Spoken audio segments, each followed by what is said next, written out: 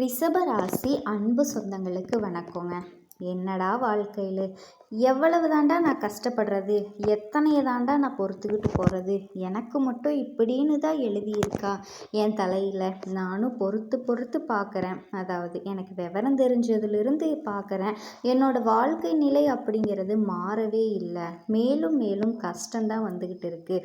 பேருக்கு என்னவோ காலம் சுற்றிக்கிட்டு தான் இருக்கேன். வர்ற கோவத்துக்கு ஒவ்வொருத்தரையும் தூக்கி போட்டு மிதிச்சிடலாம் போல தான் இருக்குது. முட்டி மோதி அப்படியே குத்தி கிழிச்சிடணும் போல் இருக்குது. என்ன செய்கிறது, கற்பனையில் கூட நினச்சி பார்க்க முடியல. அவ்வளவு ஆதங்கமாக இருக்குது. சில நேரங்களில் அழுகையாக வருது. ஆணாக இருக்கட்டும் பெண்ணாக இருக்கட்டும், ரிஷபராசியுடைய குமுறல் இப்படி தாங்க இருக்குது.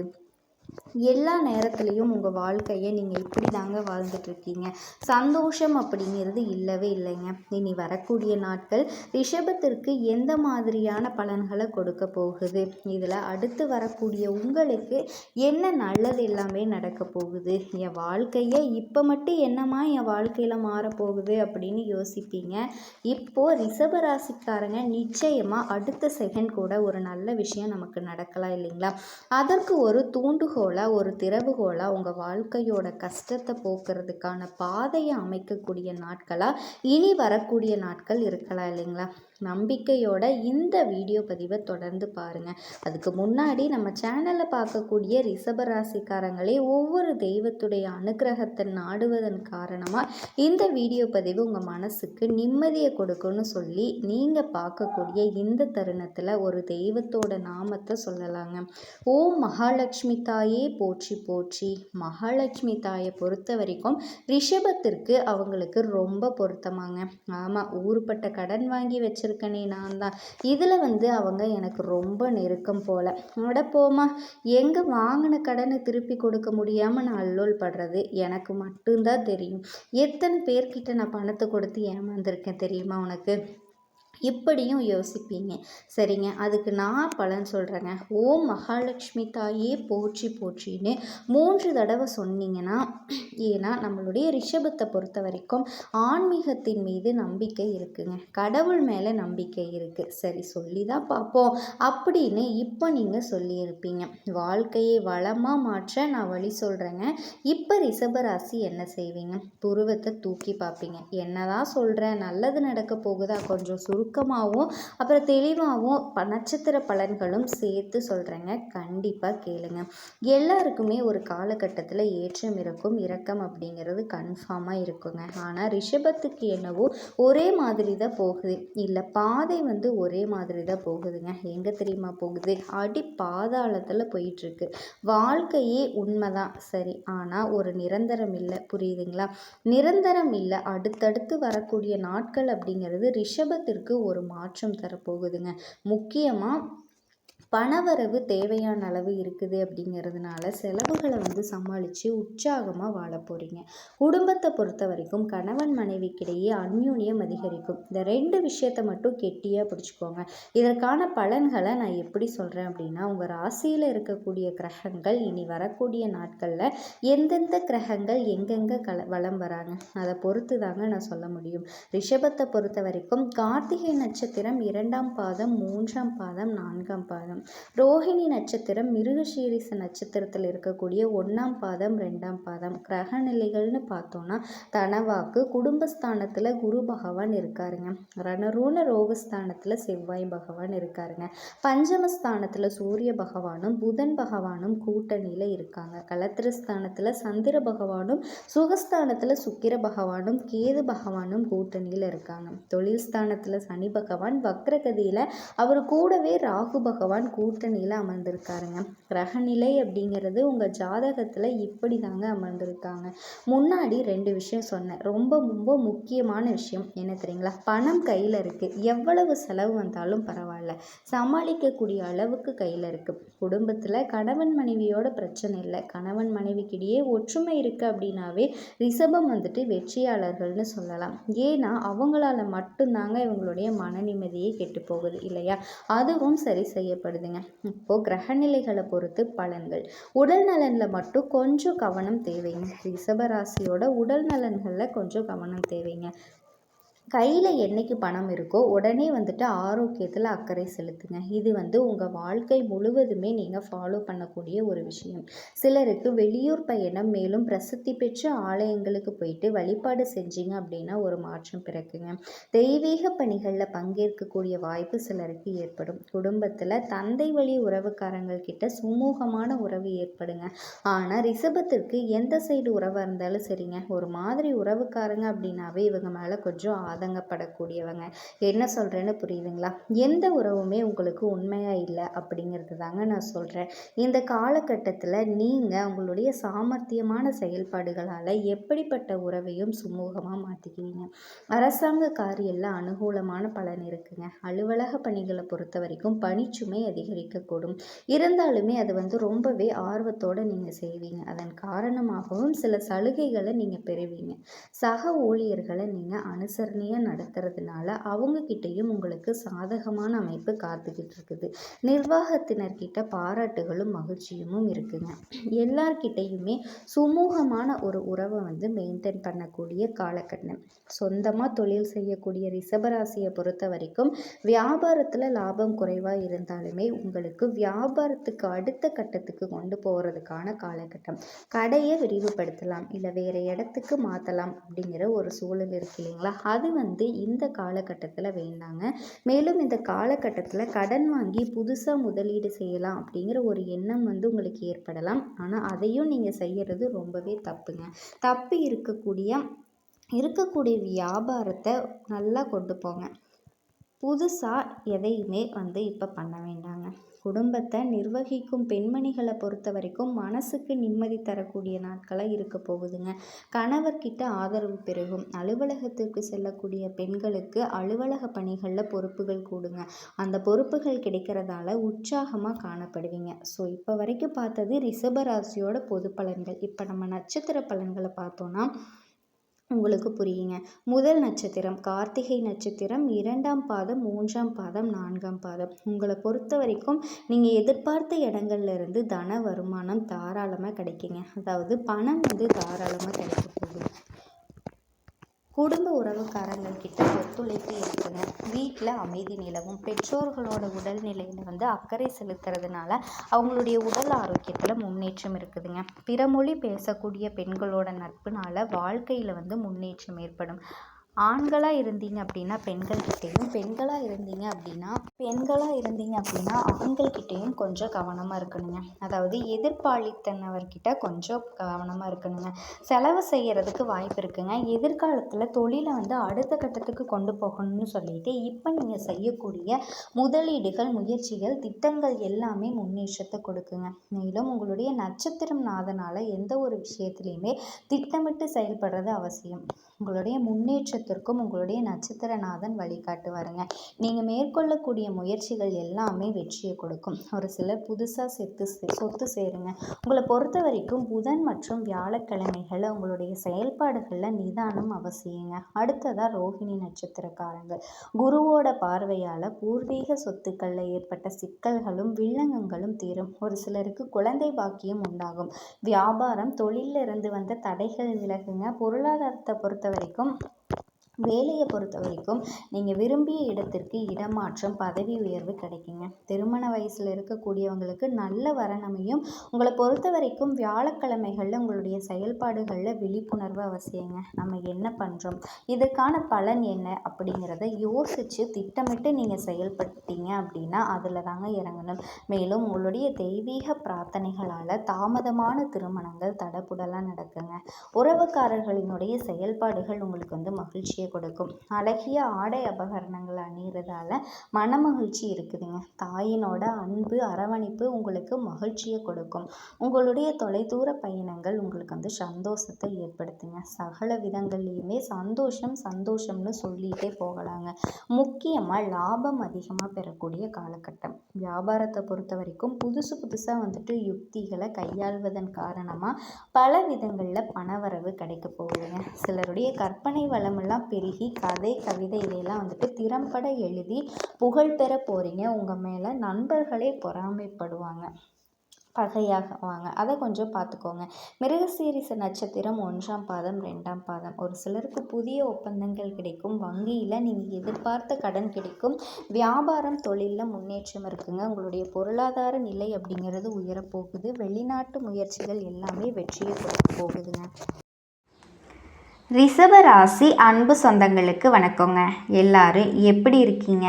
கண்டிப்பாக நலமாக இருப்பீங்க, வளமாக இருக்கீங்கன்னு நம்புகிறேங்க. ரிஷபராசிக்கு இந்த வீடியோ பதிவு ரொம்ப முக்கியங்க. அது ஏன்னு யோசிக்கிறீங்களா? அதை தெரிஞ்சுக்கிறதுக்கு முன்னாடி முருகப்பெருமான மனசார வேண்டிக்கோங்க. நீங்களும் நான் சொல்கிற மந்திரத்தை 3 முறை சொல்லிக்கிட்டே உங்களால் முடிஞ்சதுன்னா கமெண்ட் பாக்ஸில் ஒரு முறை கமெண்ட் பண்ணுங்கள். ஓம் முருகா போற்றி, ஓம் முருகா போற்றி, ஓம் முருகா போற்றி. என்னை காக்க வைத்த கந்தா கடம்பா கதிர்வேலா, நீதான் இந்த ரிஷப ராசிக்காரர்களை வழிநடத்தி வாழ்க்கையில் செழிக்க வைக்க வேண்டும். முருகனோட காலடியை தொட்டு வணங்கி இந்த பதிவை நான் தொடங்குறேங்க. எல்லாரும் எப்படி இருக்கீங்க? ரொம்பவே நல்லா இருப்பீங்கன்னு நம்புகிறேங்க. பொதுவாக நம்மளுடைய எல்லாருடைய எதிர்பார்ப்பு என்ன தெரியுங்களா? நம்ம தேக ஆரோக்கியம் இருக்கணும், வளமாக இருக்க, வாழ்க்கை இருக்கோ இல்லையோ பணத்துக்கு தட்டுப்பாடு இல்லாமல் இருக்கணும்.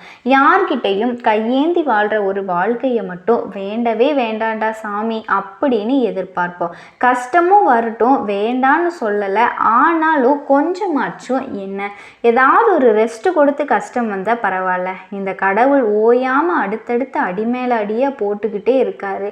ஏதாவது ஒரு மாற்றம் பிறக்குமா? இந்த நாள் எப்படி இருக்குமோ, இந்த வாரம் எப்படி இருக்குமோ, இந்த மாதம்தான் எப்படி இருக்குமோன்னு தெரியல. இந்த 2024 தான் நம்மளை வச்சு செஞ்சுது. இந்த 2025லையாவது நல்ல காலம் பிறக்கும்னு நினச்சோம். நம்மளும் பார்த்துக்கிட்டே இருக்கோம். இந்த வருஷமே முடிய போகுது. இந்த 8வது மாதமே வந்துருச்சு.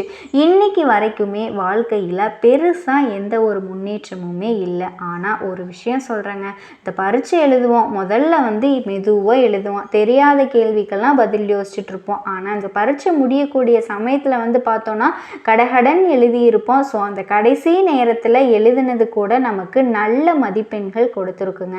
அந்த மாதிரி தான் உங்கள் வாழ்க்கையும் இந்த வருஷ கடைசியில் தான் நிறைய விஷயங்களில் உங்களுக்கு மாற்றத்தை கொடுத்து உங்கள் வாழ்க்கைக்கு நல்ல முன்னேற்றத்தை கொடுக்க போகுது. அது என்னன்னா, திருக்கணித பஞ்சாங்கத்தை வச்சு பார்க்குறப்பவும் சரிங்க, காலபுருஷ சக்கரத்தில் சொல்லக்கூடிய இந்த 12 ராசிகளுக்கும் ஒரு சில மாற்றங்களை கொடுக்க போகுதுங்க.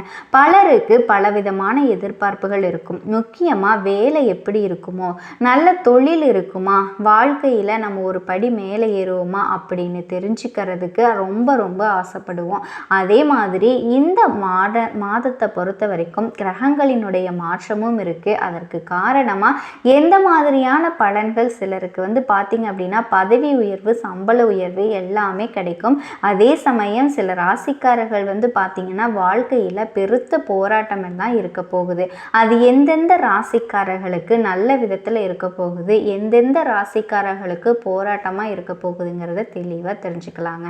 கால புருஷ சக்கரத்தில் 2வது ராசியாகவும் காளைய ராசியோட சின்னமாகவும் வச்சிருக்கக்கூடிய, அதாவது சுக்கிர பகவான ராசி அதிபதியாக கொண்ட ரிஷப ராசிக்காரர்களே, சுக்கிர பகவான் ஒருத்தருக்கு நல்லா இருந்துட்டா போதும், அவன் வாழ்க்கை எப்படி இருக்குது தெரியுங்களா? இந்த 23ஆம் புலிகேசின்னு ஒரு படம் வந்துச்சு. அதில் சொல்லுவாங்க பார்த்தீங்களா, ராஜாதி ராஜ கம்பீர ராஜ மார்த்தாண்ட அப்படின்னு அடுக்கடுக்காக சொல்லிக்கிட்டே போகலாங்க. பட்டம் கொடுத்துட்டே இருக்கலாம். அந்த அளவுக்கு ஒரு உயர்ந்த வாழ்க்கை, உயர்ந்த நிலைக்கு போயிருப்போம். ஆனால் அவரை ராசிக்கு அதிபதியாக வச்சு ரிஷபராசிக்காரர்களே, ஏங்க உங்கள் வாழ்க்கை இந்த வாழ்க்கைமா என்னம்மா நீ கிண்டல் பண்ணுறியா, நீ ஒழுங்காக பலனை சொல்லு அப்படின்னு நீங்கள் கேட்குறீங்க இல்லையா? என்னத்தங்க சொல்கிறது, ஆன்மீகத்தை எப்படி பேசிகிட்டு இருக்கேன் அப்படின்னு சொல்கிறீங்களா? உங்களுக்கும் புரியணும்னா சகஜமாக பேசுவோமா? ரிஷபராசி உண்மைதாங்க, சுக்கிர பகவானை ராசி அதிபதியாக தான் வச்சுருக்கோம். ஏன்னா என்ன, அந்த ஆள் என்னை விட்டுட்டு பக்கத்து வீட்டை பார்க்குறாரு, இந்த தப்பாக நினச்சிக்காதீங்க. இது சொல்லுவாங்க இல்லையா, நம்ம வீட்டில் நல்லா சமைச்சிருப்போம், பிடிக்காது. ஹோட்டலில் அவன் ஏனோ தானோன்னு சமைச்சிருப்பான், அதை ருசித்து ரசித்து சாப்பிடுவோம். வீட்டில் அன்பு ஆரோக்கியம்னு என்னென்னமோ போடுவோம். அதெல்லாம் பெருசாக நம்ம வீட்டில் இருக்கவங்க யாருமே அக்செப்ட் பண்ணிக்க மாட்டாங்க. இந்த சுக்கிர பகவான் நமக்கு ராசி அதிபதியாக உட்காந்துட்டு மற்ற ராசிக்காரங்களுக்கு நல்லதை பண்ணிக்கிட்டு இருக்காரு. கரெக்ட் தானுங்க? ரிஷப ராசிக்காரர்களே அதை சரி செஞ்சுருவோம். சரிங்களா? சுக்கிர பகவானை நம்ம உச்சத்தில் இருக்கக்கூடிய ஆளை கீழே இறக்கி ஏன்பா இப்படி பண்ணுற அப்படின்னு கேள்வி கேட்பாங்க. ஸோ உங்களை பொறுத்த வரைக்கும் இனி வரக்கூடிய நாள் அப்படிங்கிறது எப்பா சாமி ஒரு நாளாவது எனக்கு நல்லது பண்ணியிருக்கியா அப்படின்னு நான் ஒரு கேள்வி கேட்குறேங்க. பயப்படாதீங்க. ஏப்பா சுக்கிர பகவானே நீ உங்களோட ஜாதகத்தில் எங்கே உக்காந்துருக்க, இதனால இந்த மாதத்தில் நீ என்ன பலனை கொடுக்க போகிற, வருஷமே முடிய போகுது, இனி எத்தனை நாள் வந்துருச்சு, என்னப்பா பண்ண போகிற அப்படின்னு நான் கேட்டேங்க. அதுக்கு அவர் சொல்கிறாரு, ரிஷபராசிக்காரர்களை பொறுத்த வரைக்கும் இந்த மாதத்தில் அவங்க கொஞ்சம் கடினமாக உழைப்பாங்க, அதுக்கு தகுந்த மாதிரிக்கு அவங்களோட விதியை நான் மாற்ற போகிறேன் அப்படின்னு சொல்கிறாருங்க. முக்கியமாக வேலை தேடிட்டு இருக்கவங்களுக்கு அவங்க விரும்பிய வேலையை கிடைக்க செய்ய போகிறாராமா. மாதத்துடைய இறுதி நாளில் கொஞ்சம் உங்கள் வாயை மட்டும் கட்டுப்படுத்த சொல்லுங்களேன்னு சொல்கிறாரு. பேச்சை கட்டுப்படுத்தணுங்க அப்படின்னு சொல்கிறாரு. இல்லை அப்படின்னா அவனுக்கு கொடுத்த வேலையை நான் காலி பண்ணிடுவேன். அவன் வாயை அடக்கிட்டு இருந்தா அப்படின்னா உயர் அதிகாரிகள் கிட்ட ஒத்துழைப்பை ஏற்படுத்தி தான் நான் பதவி உயர்வும் சம்பள உயர்வும் வாங்கி கொடுப்பேன். அப்படி இல்லை அப்படின்னா அவங்களுடைய வாயால் உயர் அதிகாரிகள் கிட்ட கருத்து வேறுபாடு ஏற்பட்டு வேலைக்கு பாதிப்பு வருங்க. கொஞ்சம் பார்த்து சூதானமாக இருக்க சொல்கிறாரு. ஸோ சுக்கிர பகவானை பொறுத்த வரைக்கும் ஒரு நல்ல மாற்றத்தை கொடுக்கவும் போகிறாரு, கொஞ்சம் கவனமாகவும் இருக்க சொல்கிறாருங்க. அதெல்லாம் இன்னும் என்னான்னு தெளிவாக பார்க்கலாம். ஸோ நம்முடைய எதிர்பார்ப்பு என்ன, உடனே சொல்லுன்னு கேட்டிங்க. அப்போனா இந்த மாதம் எப்படி இருக்க போகுது அப்படின்னு பார்க்கலாமா? அதை பொறுத்து தான் நான் உன்னோட வீடியோவை பார்க்குறதா பார்க்க வேணாமாங்கிறது முடிவு பண்ணிக்கிறேன் அப்படின்னு நினைப்பீங்க. சிலர்கிட்ட பேச முடியாமல் ஒரு சிலர் மென்று முழுங்கிட்டு கொஞ்சம் மறைச்சு சிலர்கிட்ட கை கட்டி உம்முன்னு இருக்கக்கூடிய காலங்கள்லாம் இருக்குங்க. ரிஷப ராசி இந்த மாத கிரகங்களினுடைய மாற்றத்தை பொறுத்தும் பலன்கள். அதன்படி பார்க்கும்போது மிதுன ராசியில் குரு பகவான் இருக்கிறாரு. அவர் கூடவே மிதுன ராசியில் இருக்கக்கூடிய சுக்கிர பகவான் இந்த மாதத்தில் உங்களுக்கு கடக ராசி வீட்டுக்கு பயிற்சி ஆகிறாருங்க. உங்களுக்கு இருந்த கெட்டது எல்லாமே முடியுதுங்க. இந்த மாதத்தை பொறுத்த வரைக்கும் உங்களுடைய ராசிநாதன் இருக்கார்ல இந்த சுக்கிர பகவான், அவர் பல நல்ல பலன்களை தரப்போறாரு. பிரிந்து சென்ற உறவுகள் எல்லாமே மீண்டும் சேர வைக்கிறாரு. நான் சொன்னேன் இல்லைங்களா, 5 பிரச்சனைக்கு ஒரு தீர்வு வரப்போகுதுன்னு. அதில் முதல் எதிர்பார்த்த பணம் கைக்கு சேரும். 2வது முக்கியமாக சுப நிகழ்ச்சிகள் எல்லாமே நடக்க இருந்துச்சு இல்லையா, அந்த சுப நிகழ்ச்சிகள் நடக்கும். விருந்தில் கலந்துக்குவீங்க. கேளிக்கை நிகழ்ச்சி எல்லாம் கலந்துக்கிட்டு மனசுக்கு நிம்மதி ஏற்பட போகுதுங்க, மகிழ்ச்சி ஏற்பட போகுது.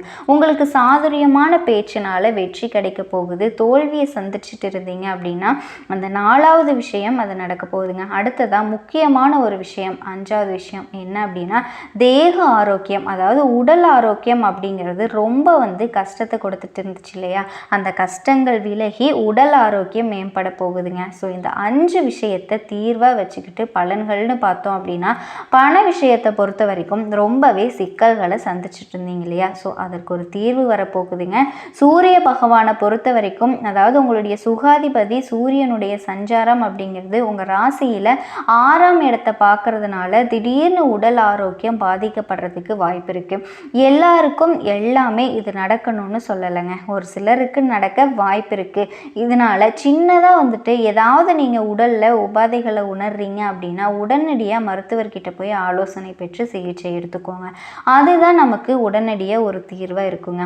அடுத்ததாக சொந்தமாக தொழில் செய்யக்கூடிய ரிஷபராசிக்காரர்களை பொறுத்த வரைக்கும் தொழிலில் வியாபாரத்தில் உங்களுக்கு இத்தனை நாளாக முட்டுக்கட்டைகள் இருந்துச்சு இல்லையா, அது எல்லாமே நீங்க போகுதுங்க. வியாபாரம் தொடர்பான பயணங்கள் போக நேரிடலாம். அதுவும் உங்களுக்கு சாதகமாக தான் இருக்கும். பணவரத்து அப்படிங்கிறது திருப்தியை கொடுக்குங்க. இதை தொடர்ந்து உத்தியோக பணிகளில் இருக்கக்கூடிய அன்பர்களை பொறுத்த வரைக்கும் கடினமாக உழைக்க வேண்டி இருக்குங்க. அந்த உழைப்புக்கு ஏற்ற பலன்கள் கண்டிப்பாக உங்களுக்கு கிடைக்கும். நல்ல பலன்கள் கிடைக்க போகுது. அடுத்ததாக உத்தியோக தொடர்பாக இடமாற்றம் ஏற்படலாம். குடும்பத்தை பொறுத்த வரைக்கும் குடும்பத்தில் வீண் வாக்குவாதங்களில் ஈடுபடாமல் இருந்தீங்க அப்படின்னா ரொம்பவே நல்லதுங்க. உங்களுக்கும் நல்லது, குடும்பத்துக்கும் நல்லது. ஏன்னா ரிஷபராசியை பொறுத்த வரைக்கும் சண்டை போட ஆரம்பிச்சிங்க அப்படின்னா உங்களை மாதிரி ஒரு சண்டைக்காரங்களை பார்க்கவே முடியாது. அதனால தான் சொல்கிறேன். அடுத்ததாக கணவன் மனைவிக்கிடையே ஒருத்தருக்கு ஒருத்தர் விட்டு கொடுத்து போகிறது ரொம்பவே நல்லதுங்க.